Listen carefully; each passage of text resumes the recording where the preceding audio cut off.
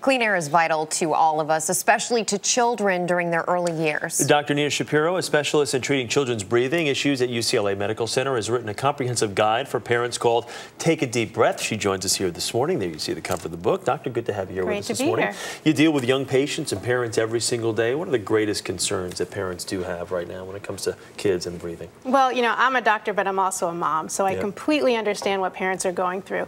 The parents that I see that have the most concerns for their kids are the parents of little tiny babies. Newborns, any little thing that a newborn does, a parent is going to be concerned. A newborn has a stuffy nose, it seems like a problem. So what I always like to tell parents is, look at your baby. If your baby looks like they're having a lot of trouble, they probably are. If your baby's comfortable, they're probably okay. The older kids, I see a lot of snoring, and that's a big topic in my specialty. Respiratory problems, we're learning more and more, have as much to do with nature as they do with the nurture side of things. How much does the environment impact children's respiratory abilities, and also what can you do to prevent problems in your child? Well, the environment is such a big concern, and thankfully it's actually, the one piece of good news is that it's actually improved. Because of the Clean Air Act in 1990, we have cleaner air. Even in Los Angeles, where I live, where there's a lot of smog, the air quality has improved significantly.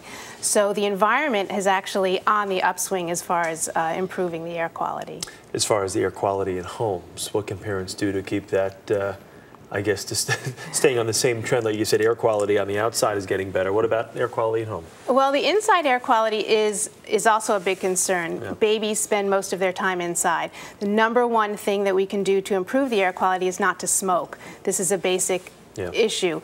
Even if you smoke outside the home, you're bringing toxins inside to the home. The other issue is lead. If you have a house that was built before 1978, you may have lead paint. You don't want to just strip that with a baby at home and spread lead particles all over the house. Yeah, but there's other things too. I mean, it could be the carpeting, it could be, God forbid, you have mold, and I mean, there's so many different things that can basically put you on a downward. New carpeting, especially if you have a new baby and you brought this beautiful area rug for your baby, and it actually can contain a lot of toxins, something called volatile organic compounds. These can be emitted into the air, so you want to air out the room when you get a new carpet if you have a new baby at home. How concerned should parents be about their children's sleeping patterns and whether or not they do snore? Snoring is a big problem for kids. It is not normal for a child to snore. A little bit of noise is okay, but snoring can be a sign of sleep apnea. It can affect their health. It can affect their daytime performance. It can affect their school abilities to focus. So snoring, if you are concerned about your child snoring, you definitely need to have it checked out. Also, you say the kids in daycare centers are less likely to get asthma. Why is that? Yeah, this is an interesting thing, because you think of daycare as filled with all this dirt and germs and that kids are going to get sick, and it is actually true. But there have been some studies that show that if you put a child in daycare very early, it's sort of giving their immune system a little bit of a boost. They're getting extra exposure, they're getting rid of all these viruses, so it's almost like getting allergy shots very early on for kids. Dr. Thanks, Doc. Gotta run. Pleasure.